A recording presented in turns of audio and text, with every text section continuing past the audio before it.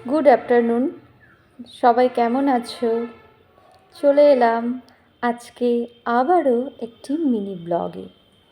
আজকের ব্লগে একটু শেয়ার করব নিজেরই দেখা একটা ভিডিও, বা সেটাই গল্প আকারে বলি। একটা ছেলে, সে পড়াশোনায় ভীষণই ট্যালেন্টেড, ভীষণ মেধাবী, এবং তার কাছে আর্থিক সংকট চারিপাশ থেকে ঘিরে ধরেছে। সে পড়াশুনো এত মগ্ন ছিল যে স্নান করা, তেমন খাওয়া দাওয়া করতো না। তো একটা ইন্টারভিউর সুযোগ আসে তার কাছে। তো তার কাছে জামা কাপড় ছিল না, গায়ে হাত পায়ে নোংরা, ঠিকঠাক স্নান করে না বহুদিন। তো সেই সেন্টারে গিয়ে পৌঁছেছে যেখানে তার ইন্টারভিউ। এবার ইন্টারভিউ দিতে গিয়ে তার ওই চেহারার হাল দেখে তখন সেই অফিসের যে ম্যানেজার, তিনি বললেন যে তাকে ইন্টারভিউতে নেওয়া যাবে না। তো তাকে সামান্য কিছু, সে রিকোয়েস্ট করার পরে তাকে সামান্য কিছু টাকা দিয়ে বলা হলো, যাও নিজেকে ঠিকঠাক করে এসো। ইভেন তার চুল কাটা নেই, দাড়ি কাটা নেই, সে একদম যাচ্ছে তাই অবস্থা। তো হাতে সামান্য কিছু টাকা নিয়ে দেখলো তাতে তার যদি চুল কাটাটা যদিও হয়ে যায়, কিন্তু তার জামা কাপড় কেনাটা হবে না। তো যাই হোক, সেই সামান্য টাকা নিয়েই সে বেরিয়ে পড়লো। প্রথমেই গেল একটা সেলুনে যাওয়ার পরে সেই সেলুনের মালিককে তার সামান্য কিছু অর্থ দেখিয়ে সে বলল যে তার চুলদাড়িটা সেভিং করে দিতে, চুলটা কাটিং করে দাড়িটা সেভ করে দিতে।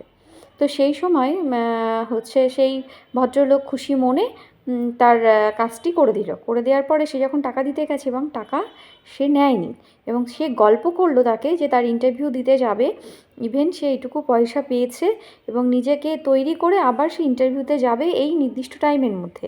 তখন তার কাছে জামা কাপড়ও নেই দেখে সেই সেলুনের মালিক সে নিজের থেকে তার একটা নতুন জামা প্যান্ট তাকে পরালো এবং নিজে তার চুল দাড়ি কাটিয়ে পরিষ্কার পরিচ্ছন্নভাবে তৈরি করে ইন্টারভিউ দিতে পাঠালো, বিনা পারিশ্রমিকে। কোনো পারিশ্রমিক তার থেকে নিল না। তো তারপরে সেই ছেলেটি সেদিন ইন্টারভিউ দিয়ে ভালো একটা জব পেয়ে গেল, এবং তার প্রমোশন হতে হতে সে একদিন একটা ভালো জায়গায় পৌঁছে গেল।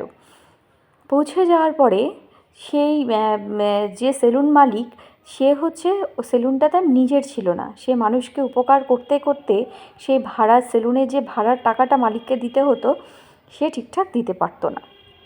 ইতিমধ্যেই আপনার যে ছেলেটিকে সে উপকার করেছিল, এমন সময় তার সেলুনটি তার ভাড়ার মালিক তার থেকে কেড়ে নিচ্ছে। সেই পর্যায়ে এসে সেই লোকটি যথেষ্ট বিদ্ধও হয়েছে। হওয়ার পরে সে হাত জোর করে অনুরোধ করছে সেলুনটা তার কাছে রেখে দেওয়ার জন্য, কিন্তু সে যেহেতু ভাড়ার টাকা পরিশোধ করতে পারেনি, তাই তার কাছ থেকে সেলুনটা কেড়ে নেওয়া হবে। ইতিমধ্যেই সেই ছেলেটি, যে ছেলেটিকে সেই উপকার করেছিল, সে এসে সেই সেলুন মালিকের কাছ থেকে সেলুনটা কিনে নেয়। নেওয়ার পরে তার হাতে সেই চাবিটি তুলে দিয়ে বলে, আপনি যতদিন বেঁচে থাকবেন এই সেলুনটি আপনি চালাবেন, এটা আপনার নিজের সেলুন। তা যথারীতি সে এই উপকার কেন করছে এটা বুঝতে পারছে না। তখন সে নিজের পরিচয় দিয়ে বললেন যে আজকে আমি যা কিছু, যেটুকু কিছু, সেটা আপনার সাহায্যের জন্য। আপনি আমাকে সেই সাহায্যটুকু করেছিলেন, আপনি আমার চুলদাড়িটা কেটে দিয়েছিলেন, আমাকে নতুন একটা পোশাক দিয়েছিলেন, যেটা পরে আমি ইন্টারভিউ দিয়ে আজকে আমি এই রকম একটা জায়গায় দাঁড়িয়েছি। তো আমার যা কিছু সেটা শুধুমাত্র সম্ভব হয়েছে আপনার জন্য। তাই এই ভিডিও থেকে আমাদের শিক্ষণীয় আমরা এটাই শিক্ষা গ্রহণ করলাম যে যদি আপনাকে কেউ খারাপ পরিস্থিতিতে পাশে থাকে বা উপকার করে, সেটা মনে রাখা, সেটা একদিন দুই দিনের জন্য মনে রাখা নয়, আজীবন মনে রাখা, এবং কৃতজ্ঞ বোধ থাকা উচিত প্রত্যেকটা মানুষের মধ্যে। এবং তারও যদি কখনো আপনি কাজে লাগতে পারেন বা আপনি নিজেকে তার কোনো কিছুতে উপকার আপনি করতে পারেন, আপনি নিজেকে জানবেন ধন্য মনে করবেন। কারণ খারাপ পরিস্থিতিতে না কেউ আপনার পাশে থাকে না। যে পাশে থাকে স্বয়ং ভগবান তাকে নিজে আপনার কাছে পাঠান। তাই তাকে ভগবান রূপে দেখুন, তাকে মানুষ রূপে নয়। ভগবান তো নিজে কিছু করতে পারে না, সে তো তার নিজের সামনে এসে আমাদেরকে উপকার করতে পারে না।